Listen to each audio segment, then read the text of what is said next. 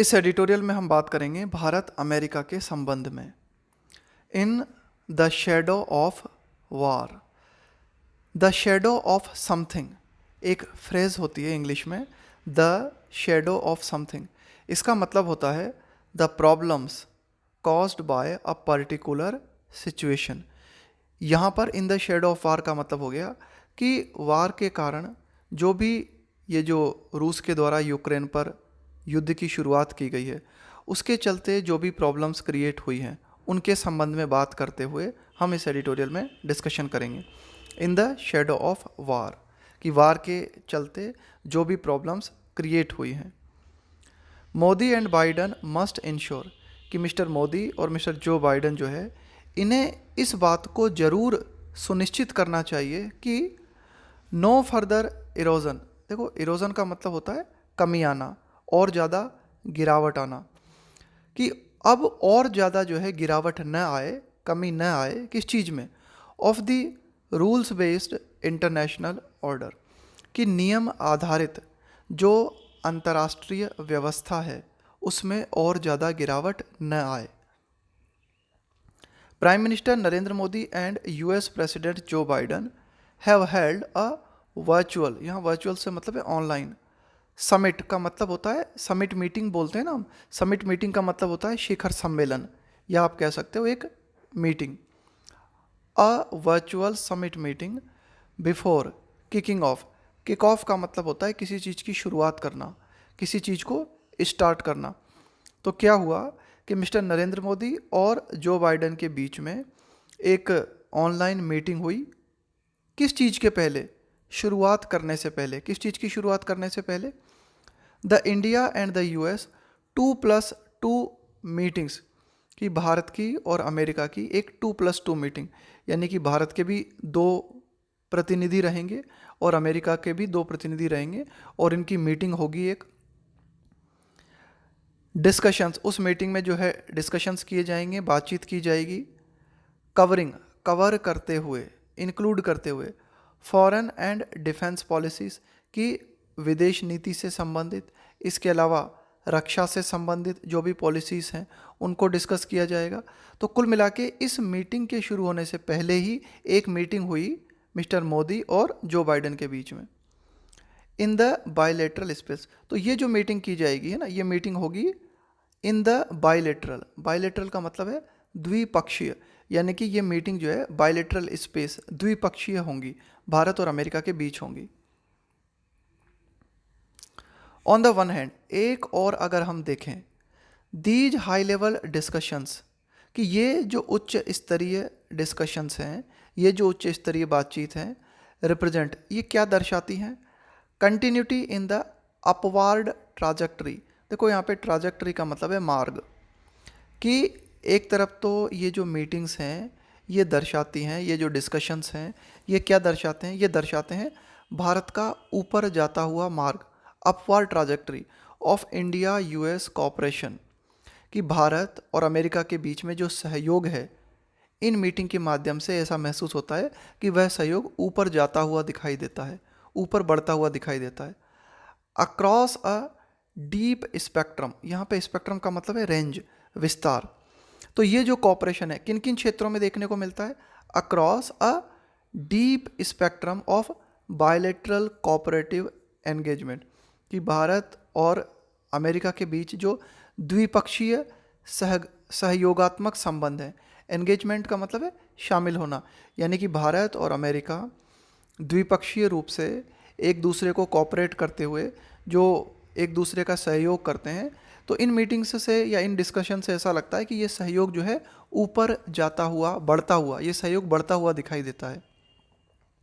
Yet, लेकिन फिर भी, ऑन द अदर, दूसरी ओर अगर हम देखें, दे अंडरस्कोर, कि ये इस बात को रेखांकित करते हैं। दे अंडरस्कोर, अंडरस्कोर का मतलब है किसी चीज़ के महत्व को दर्शाना, हाईलाइट करना किसी चीज़ को। तो एक तरीके से आप ये कह सकते हो कि इस तरह के जो डिस्कशंस हैं वे इस बात को भी हाईलाइट करते हैं, the importance of the world's largest and oldest democracy, Bharat की वर्ल्ड्स लार्जेस्ट, विश्व की सबसे बड़ी डेमोक्रेसी वो है भारत, और विश्व की सबसे ओल्ड डेमोक्रेसी वो है अमेरिका। तो भारत और अमेरिका के संबंध में कहा गया है। तो कुल मिला के इस तरह के जो डिस्कशन है इस चीज़ को भी हाईलाइट करते हैं कि भारत और अमेरिका जो हैं वे री इंगेजिंग इन कंसल्टेशन। कंसल्टेशन का मतलब भी होता है विचार विमर्श करना एट अ टाइम, कि भाई इस बात का महत्व कितना ज़्यादा है कि अमेरिका और भारत जो है दोबारा से जो है एक दूसरे से कंसल्ट कर रहे हैं, विचार विमर्श कर रहे हैं एक ऐसे समय पर when the war in Ukraine. कैसे समय पर?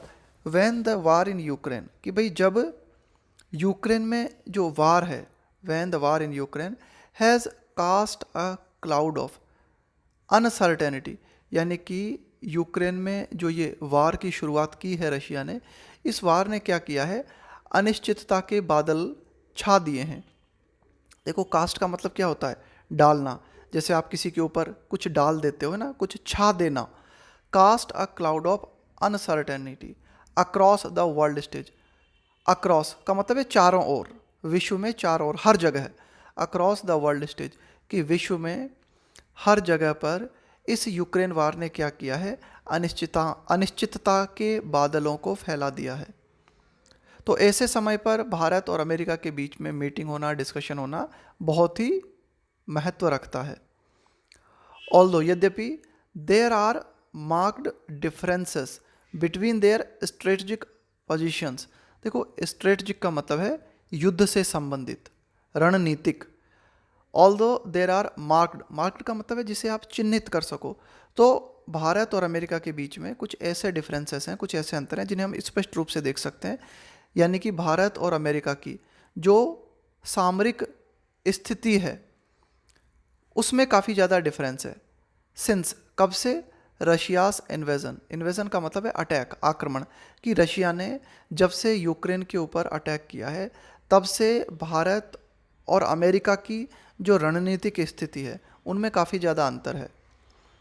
द समिट मीटिंग, तो ये जो शिखर वार्ता हुई है, ये जो मीटिंग हुई है, सर्व्ड एज एन अपॉर्चुनिटी। तो इस मीटिंग ने एक अवसर के रूप में काम किया। सर्व का मतलब है यहाँ पर कोई चीज़ आपके किस तरीके से काम आती है। तो ये जो मीटिंग हुई है, इस मीटिंग ने एक अपॉर्चुनिटी दी है टू एम्फेसाइज। एम्फेसाइज का मतलब होता है किसी चीज़ पर जोर देना। To emphasise areas where they shared a similar view. तो कुल मिला के इस मीटिंग के माध्यम से एक अपॉर्चुनिटी मिली है कि ये दोनों देश जो है क्या कर सकते हैं, जोर दे सकते हैं। किस चीज़ पर? ये दोनों देश उन क्षेत्रों पर जोर दे सकते हैं where they shared a similar view, कि जिन क्षेत्रों में भारत और अमेरिका दोनों के जो विचार हैं वो बिल्कुल सिमिलर हैं। यानी कि कई ऐसे मुद्दे हैं जिन पर भारत और अमेरिका एक मत हैं, तो कम से कम उन मुद्दों पर तो काम किया जा सकता है। Most notably in their, most notably, notably का मतलब है उल्लेखनीय रूप से, कि सबसे ज़्यादा उल्लेखनीय जो बात है वो ये, इन देयर कंडेमनेशन। कंडेमनेशन का मतलब है किसी चीज़ की निंदा करना, किसी चीज़ की आप बहुत ही ज़्यादा निंदा करते हो, आलोचना करते हो। Of violence against civilians in Ukrainian cities. तो देखो भारत भी और अमेरिका दोनों जो है इस बात पर एक मत हैं उल्लेखनीय रूप से कि दोनों देशों ने निंदा की है किस चीज़ की, हिंसा की, अगेंस्ट सिविलियंस इन यूक्रेनियन सिटीज़, कि यूक्रेन की सिटीज़ में जो नागरिक हैं, आम नागरिक हैं, उनके खिलाफ जो हिंसा की गई है उसकी दोनों देशों ने निंदा की है। हाउएवर, हालांकि there was a large policy agenda to catch up on. देखो कैच अप ऑन, इस कैच अप ऑन का मतलब होता है कि भाई आप क्या करते हो कि कोई चीज़ जो छूट गई उसे आप पकड़ते हो। To do something that you have not been able to do recently. क्या हुआ कि कोरोना वायरस के चलते कई ऐसी बातें थी जो कि कंप्लीट होने से रह गई, तो अब उन्हें पकड़ना है ना। कैच अप ऑन ये मतलब हुआ इसका। फॉलोइंग का मतलब है बाद में, following the intervening vicissitudes of the covid pandemic. Pandemic का मतलब होता है वैश्विक महामारी, वैश्विक महामारी। और ये जो शब्द आया है इंटरवीनिंग, इस इंटरवीनिंग का मतलब होता है happening between two times, happening between two times. तो देखो दो टाइम पीरियड हैं हमारे पास, एक है कोरोना काल, यानी कि कोरोना वायरस का टाइम पीरियड, और दूसरा टाइम पीरियड है हमारे पास में कोरोना वायरस के बाद का समय। Intervening, following the intervening vicissitudes, vicissitude का मतलब होता है बदलाव, विसिसिट्यूड्स का मतलब होता है परिवर्तन, यानी कि क्या है, खास करके जो खराब परिवर्तन आते हैं ना, खराब रिजल्ट्स हमें देखने को मिलते हैं, उनको हम बोलते हैं विसिसिट्यूड्स। तो कोविड-19 महामारी के बाद में क्या हुआ कि कई सारे बदलाव, कई सारे परिवर्तन हमें देखने को मिले, खास करके नेगेटिव परिवर्तन, है ना, नेगेटिव परिवर्तन जो है इस टाइम पीरियड के दौरान हमें देखने को मिले। तो कोरोना काल में जो प्रोग्रेस होनी थी वो हो नहीं पाई, तो अब हमें क्या करना पड़ेगा, उस प्रोग्रेस को कैचअप करना पड़ेगा। तो ये है दोनों का एक पॉलिसी एजेंडा, प्रमुख पॉलिसी एजेंडा। इंक्लूडिंग, कई ऐसी बातें थी जिन पर दोनों देश जो है काम करना चाहते थे, जैसे कि कई सारे वैश्विक चुनौतियां हैं, ग्लोबल चैलेंजेस हैं, जैसे कि रिलेटिंग टू पब्लिक हेल्थ, यानी कि पब्लिक हेल्थ से जुड़े हुए, है ना, लोगों के स्वास्थ्य से जुड़ी हुई कई चुनौतियां हैं। Space and technology cooperation, space के क्षेत्र में, इसके अलावा टेक्नोलॉजी के क्षेत्र में एक दूसरे का सहयोग करना। Territorial, maritime and cyber security, कि दोनों देशों का जो क्षेत्र है उससे संबंधित सुरक्षा, समुद्री क्षेत्र जो है उससे संबंधित सुरक्षा, और जो इंटरनेट क्षेत्र है उससे संबंधित सुरक्षा। एंड द क्लाइमेट क्राइसिस, इसके अलावा जो जलवायु परिवर्तन है ना, जलवायु परिवर्तन का जो संकट है उससे संबंधित मुद्दे की अगर हम बात करें, तो ये कुछ ऐसे मुद्दे हैं जिन पर दोनों देशों में कोई मतभेद नहीं है। बियॉन्ड दीज स्पेसिफिक सेक्टर्स, कि इनके परे, बियॉन्ड का मतलब होता है के परे, स्पेसिफिक का मतलब है विशिष्ट, कि इन विशिष्ट सेक्टर्स के परे अगर हम बात करें, वेयर, इनके अलावा अगर हम बात करें, where India US cooperation has a potential, potential का मतलब है कि भाई संभावना है कि भाई इस चीज़ में भी काम किया जा सकता है। To improve the lives of millions, यानी कि इन क्षेत्रों में काम करने के अलावा भारत और अमेरिका जो है, इंडिया यूएस कॉपरेशन, इनका जो सहयोग है, इस सहयोग में क्षमता है, पोटेंशियल है, to improve the lives of millions, कि ये देश लाखों लोगों की ज़िंदगी को इम्प्रूव कर सकते हैं। One of the highest priorities was, कि सबसे प्रमुख जो प्राथमिकता थी वो ये थी, was to ensure that there is no further erosion of the rules based international order. तो एक जो प्रमुख प्राथमिकता थी इन दोनों देशों के संबंधों के बीच में वो ये थी कि और अधिक, नो फर्दर है ना, कि और ज़्यादा और अधिक गिरावट न आए, कमी न आए, किस चीज़ में, रूल्स बेस्ड इंटरनेशनल ऑर्डर, कि नियम आधारित जो अंतर्राष्ट्रीय व्यवस्था है उसमें और ज़्यादा गिरावट न आए। एज इट अप्लाइज, जैसे कि ये अप्लाई होती है टू द इंडो पैसिफिक क्षेत्र, खास करके अगर हम बात करें कि जो इंडो पैसिफिक क्षेत्र है, भारतीय प्रशांत महासागरीय क्षेत्र है, इसकी अगर हम बात करें तो यहाँ पर किसी भी तरह की नियम आधारित जो व्यवस्था है, इंटरनेशनल व्यवस्था है, वो बनी रहनी चाहिए, उसमें और ज़्यादा गिरावट न आए। येट, फिर भी, whether in relation to the Indo Pacific और bilateral defence and energy cooperation, whether in relation to, in relation to का मतलब है के संबंध में, चाहे हम इंडो पैसिफिक रिलेशन के संबंध में बात करें या फिर जो द्विपक्षीय रक्षा और ऊर्जा से संबंधित जो समझौते हैं, यानी कि रक्षा और ऊर्जा से संबंधित जो सहयोग है उसके संबंध में अगर हम बात करें, तो mister Modi and mister Biden must have found it hard, must have plus V3, इसका मतलब होता है कि डेफिनेटली ऐसा हुआ होगा।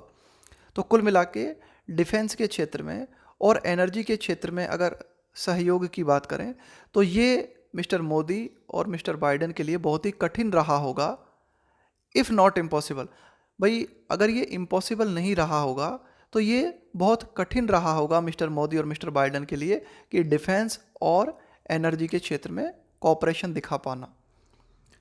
To avoid the subject of Russia, कि वे इस सब्जेक्ट से जो है बच सकें, to avoid the subject of Russia. कुल मिला के जब भी इनकी बात हुई होगी तो रशिया की बात भी आई होगी, तो यही ऑथर कहना चाह रहे हैं यहाँ पर कि भाई काफ़ी मुश्किल रहा होगा to avoid the subject of Russia, कि रशिया के बारे में कुछ भी डिस्कस ना करना, ये काफ़ी मुश्किल रहा होगा इनकी मीटिंग में। Moscow remains new Delhi's largest supplier, for defence imports Moscow remains, कि मॉस्को जो है बना हुआ है क्या, new Delhi's largest supplier for defence import, कि जो भी रक्षा से संबंधित इंपोर्ट किए जाते हैं ना, आयात किए जाते हैं जो भी रक्षा से संबंधित, यानी कि भारत का रक्षा से संबंधित बहुत बड़ा आयात रूस से होता है। तो मॉस्को रिमेन्स यानी कि रूस बना हुआ है। New Delhi is largest supply, यानी कि न्यू दिल्ली को सबसे ज़्यादा मात्रा में डिफेंस मटेरियल जो हैं वे रूस से सप्लाई किए जाते हैं।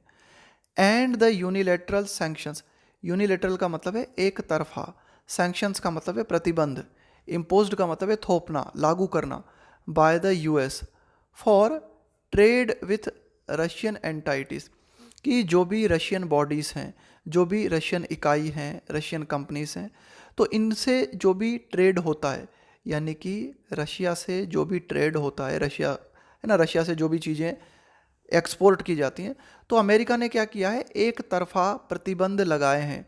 अमेरिका के द्वारा एक तरफा प्रतिबंध लगा दिए गए हैं रूस के साथ व्यापार करने पर।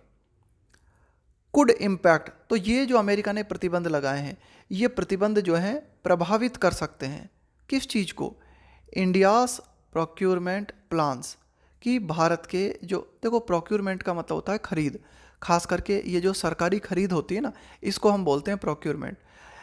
यानी कि आप क्या करते हो, जैसे कि खास करके मिलिट्री इक्विपमेंट हैं या मिलिट्री से जुड़ी हुई जो भी सप्लाईज है, इनको आप अक्वायर करते हो, प्राप्त करते हो, कहीं से खरीदते हो, तो इसको हम क्या कहेंगे, प्रोक्योरमेंट। तो भारत के जो भी आप कह सकते हो डिफेंस से संबंधित जो भी खरीद के एक्शंस हैं वे प्रभावित हो सकते हैं अमेरिका के फैसले के चलते। अनलेस का प्रयोग करते हैं हम किसी कंडीशन को दिखाने के लिए। Unless there is an unambiguous, unambiguous का मतलब होता है बिल्कुल क्लियर, बिल्कुल स्पष्ट। वेवर, WAIVER, देखो वेवर का मतलब होता है एक ऑफिशियल डिसीजन या एक ऑफिशियल फैसला जिसके तहत ये बात कही जाती है कि भाई आपको इस रूल को मानने की ज़रूरत नहीं है। तो जब तक अमेरिका जो है वेवर भारत को नहीं देता, ग्रांट का मतलब है प्रदान करना, फॉर द सेम, तो देखो क्या किया है अमेरिका ने, अंतर्राष्ट्रीय स्तर पर ये प्रतिबंध लगा दिया है। कई देशों को अमेरिका ने कह दिया है कि भाई आप रूस से व्यापार नहीं करोगे। तो जब अमेरिका ने प्रतिबंध लगा दिया है तो इसका प्रभाव भारत के ऊपर भी पड़ सकता है। और भारत इस प्रतिबंध से कब बच सकता है, जब भारत को वेवर दिया जाए। वेवर का मतलब मैंने आपको बताया, कोई भी ऑफिशियल डिसीजन जिसमें कहा जाता है कि आपको ये रूल मानने की ज़रूरत नहीं है। तो बिल्कुल क्लियर कट भारत को कहा जाए कि भाई ठीक है, आपके ऊपर ये सैंक्शंस अप्लाई नहीं होते। फॉर द सेम का मतलब है इसी रूल के लिए। Nowhere does this apply more prominently than in the case of India's. देखो अमेरिका के जो सैंक्शंस हैं वे भारत के संबंध में जितने ज़्यादा अप्लाई होते हैं वो कहीं भी इतने ज़्यादा अप्लाई नहीं होते। Nowhere does this apply, कि यानी कि ये जो वेवर भारत को चाहिए ये बहुत ही ज़्यादा ज़रूरी है भारत के संबंध में, इसको आप कुछ ज़्यादा ही अप्लाई कर सकते हो, मोर प्रेमिनेंटली, बहुत ही महत्वपूर्ण रूप से, है ना। ये बात प्रोमिनेंट का होने का मतलब होता है कोई बात जो बहुत ही ज़्यादा इंपॉर्टेंट है, बहुत ही ज़्यादा महत्व रखती है। Than in the case of India's $5.5 billion purchase of the S-400 anti missile system from Russia. देखो भारत का रशिया के साथ समझौता हुआ है जिसके तहत भारत $5.5 बिलियन की anti missile system S-400 anti missile system जो है वो परचेज करेगा। तो कुल मिला के ये जो सैंक्शन से संबंधित बातें हैं भारत के संबंध में बहुत ही ज़्यादा लागू होती हैं कि अगर इसमें भारत को वेवर नहीं मिलता है तो फिर मतलब ये जो समझौता हुआ है ना रूस और भारत के बीच में, इसमें दिक्कत आ सकती है। A move that falls under the US, अब ये जो कदम है भारत का कि भारत क्या करने जा रहा है, S-400 एंटी मिसाइल सिस्टम को परचेज करेगा रशिया से, तो ये जो कदम है ये किसके अंतर्गत आता है, फॉल्स अंडर, फॉल अंडर का मतलब है के अंतर्गत होना, फॉल्स अंडर द यूएस। भाई अमेरिका ने एक नियम बनाया है उसको बोलते हैं काटसा, काउंटरिंग का मतलब है विरोध करना। अमेरिकास एडवर्सरीज, एडवर्सरीज का मतलब है प्रतिद्वंद्वी, थ्रू का मतलब है के माध्यम से, सैंक्शंस प्रतिबंध एक्ट। तो ये काटसा, काटसा क्या है कि अमेरिका के जो विरोधी हैं उनका प्रतिरोध करना सैंक्शंस कानून के माध्यम से। तो इसी कानून के अंतर्गत, काटसा के अंतर्गत ही आता है ये वाला जो कदम है, यानी कि भारत क्या करने जा रहा है, जो S-400 मिसाइल सिस्टम खरीदेगा ना, तो ये काटसा कानून के अंतर्गत आता है और इसके चलते अमेरिका भारत के ऊपर जो है प्रतिबंध लगा सकता है। Also the Modi government appeared prickly regarding its oil import. Also साथ ही साथ मोदी गवर्नमेंट जो है अपीयर्ड, ऐसा प्रतीत हुई, प्रिकली, प्रिकली का मतलब होता है unfriendly, regarding its oil imports from Russia too, कि भारत जो रशिया से ऑयल को इंपोर्ट करता है, इस संबंध में भी भारत जो है अनफ्रेंडली नज़र आया अमेरिका के साथ। भाई देखो, अमेरिका ने क्या किया है, कई देशों से कह दिया है कि आप रूस से जो है ऑयल नहीं खरीदोगे, लेकिन भारत अभी भी रूस से ऑयल खरीद रहा है। यानी कि इस मैटर को लेकर भी भारत जो है अमेरिका के साथ अनफ्रेंडली नज़र आया। With external affairs minister S Jaishankar, कि भारत के जो विदेश मंत्री हैं एस जयशंकर, उन्होंने जो बात कही उसमें ये संकेत दिया गया, इम्प्लाइंग का मतलब है ये संकेत देते हुए, at a post meeting press event, कि मीटिंग के बाद में प्रेस इवेंट हुआ, मीटिंग के बाद में प्रेस के लोगों के साथ बातचीत की गई, that Washington's attention in this regard, और मिस्टर एस जयशंकर ने कहा कि जो अमेरिका है उसे इस बात पर ध्यान देना चाहिए, इन दिस रिगार्ड, यानी कि ये जो ऑयल खरीदने की बात है, इस संबंध में अगर हम बात करें तो मिस्टर जयशंकर ने कहा कि वाशिंगटन को इस बात पर फोकस करना चाहिए, ought to focus on European imports of Russian energy first, कि यूरोप के द्वारा जो रशियन एनर्जी का इंपोर्ट किया जा रहा है वो बहुत ज़्यादा है, और इस बात पर जो है अमेरिका को ध्यान देना चाहिए। विच ड्वाफ्ड इंडियास, देखो ड्वाफ का मतलब होता है कि अगर आप कोई वन चीज़ जो है वो दूसरी को ड्वाफ कर देती है, तो इसका मतलब है वो दो चीज़ों की, उन चीज़ों की तुलना में बहुत ही छोटी है। देखो ड्वाफ का मतलब हुआ वर्ब के रूप में जब हम इसका प्रयोग करते हैं, इसका मतलब है to make something seem small by comparison, यानी कि मिस्टर एस जयशंकर का कहना था कि अगर हम तुलना करें तो भारत जितना तेल खरीदता है रूस से, उससे कहीं ज़्यादा मात्रा में तेल खरीदा जाता है यूरोपियन कंट्रीज़ के द्वारा। तो अमेरिका को भारत के ऊपर जो तेल से संबंधित सैंक्शन लगाने की बात है ना, इससे पहले अमेरिका को यूरोपियन कंट्रीज़ के ऊपर ध्यान देना चाहिए, ये बात मिस्टर जयशंकर ने कही। As human rights violations and apparent, apparent का मतलब है जो बिल्कुल प्रत्यक्ष है, जो बिल्कुल क्लियर है, आपके सामने बिल्कुल स्पष्ट है। Human rights violations and apparent war crime mount, mount का मतलब है गो अप, और ज़्यादा बढ़ते जाना है ना, और इन द यूक्रेन वार, तो यूक्रेन वार में हम क्या देखते हैं कि युद्ध से संबंधित जो अपराध हैं वे लगातार बढ़ते जा रहे हैं, ऊपर जा रहे हैं। इसके अलावा मानवाधिकारों का उल्लंघन हमने देखा है। इंडिया, तो इस संबंध में बात करते हुए भारत, विच सीक्स रिकग्निशन, सीक का मतलब है चाहना, रिकग्निशन का मतलब है पहचान, एज अ प्रिंसिपल्ड का मतलब है सैद्धांतिक, principled voice and responsible power on the global stage. देखो भारत वैश्विक मंच पर ये चाहता है कि उसे एक पहचान मिले, किस रूप में, एक ऐसी आवाज़ के रूप में जो कि सिद्धांत का समर्थन करती है, जो कि एक रिस्पॉन्सिबल पावर है, जो कि एक जवाबदेह ताकतवर देश है। तो इस रूप में अगर भारत अपनी पहचान चाहता है तो आगे आने वाले समय में भारत को जो है may have to tread a fine line, tread का मतलब है यहाँ पे चलना, तो भारत को एक बहुत ही नाजुक लाइन पे चलना पड़ सकता है ना। May have to tread a fine line, regarding का मतलब है के संबंध में, its strategic backing of Russia, strategic का मतलब है रणनीतिक, सामरिक, बैक का मतलब है किसी को सपोर्ट करना, ऑफ रशिया। तो भारत की ये जो नीति है रशिया को रणनीतिक रूप से सपोर्ट करने की, इस नीति के ऊपर भारत को बहुत ही सावधानी पूर्वक चलने की ज़रूरत पड़ सकती है। क्यों? क्योंकि एक तरफ तो भारत रशिया को सपोर्ट कर रहा है, दूसरी ओर भारत ये भी चाहता है कि वैश्विक स्तर पर भारत को एक जवाबदेह रेस्पॉन्सिबल पावर के रूप में देखा जाए, एक प्रिंसिपल्ड वॉइस के रूप में देखा जाए। तो कुल मिला के भारत को अब इन दो विपरीत परिस्थितियों के बीच में बहुत ही संतुलन बनाने की जरूरत पड़ सकती है ना। हाउएवर, हालांकि the US position on India is no less delicate, हालांकि अमेरिका की जो स्थिति है, US position on India is no less delicate, यानी कि अमेरिका की भारत के संबंध में जो स्थिति है वो भी कोई कम नाजुक नहीं है। As it relies on close ties, देखो कुल मिला के यूएस जो है ना वो पूरी तरीके से भारत को नेगलेक्ट नहीं कर सकता, यानी कि यूएस की भारत के संबंध में जो स्थिति है वो भी बहुत ही ज़्यादा नाजुक है।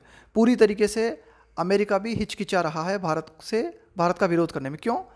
As it relies on, rely on का मतलब है निर्भर होना, डिपेंड होना, क्लोज टाइज, टाइज का मतलब है यहाँ पे संबंध, and a strong record of bilateral cooperation with new Delhi. क्यों? क्योंकि अमेरिका जो है इस बात पे निर्भर है कि क्लोज टाइज, कि भारत और अमेरिका के बीच में घनिष्ठ संबंध हों। इसके अलावा strong record of bilateral cooperation, कि द्विपक्षीय जो सहयोग है भारत और अमेरिका के बीच में, उसका रिकॉर्ड भी काफ़ी स्ट्रॉन्ग है, काफ़ी मजबूत है, और उसकी ज़रूरत भी है। क्यों? भारत चाहता है कि अमेरिका चाहता है कि भारत के साथ कॉपरेशन अच्छा रहे, संबंध अच्छे रहें, ताकि, क्यों चाहता है अमेरिका ऐसा? टू बैलेंस चाइनास एस्पायरेशन, कि इस बात को संतुलित करने के लिए कि चाइना की जो महत्वाकांक्षाएं हैं, चाइना जो है एस्पायरेशन, चाइना क्या बनना चाहता है, टू बी, क्या होना चाहता है चाइना, और किस तरह से एक्ट करना चाहता है चाइना एज अ रीजनल हेगेमन। देखो, हेगेमन का मतलब होता है अ सुप्रीम लीडर। हेगेमन का मतलब होता है कि कोई देश जो कि बहुत ही ज़्यादा पावरफुल हो जाए, बहुत ही ज़्यादा स्ट्रांग हो जाए, और फिर अन्य देशों को कंट्रोल करे, उसको हम बोलेंगे हेगेमन। एक पॉलिटिकल शब्द है ये, हेगेमन, है ना।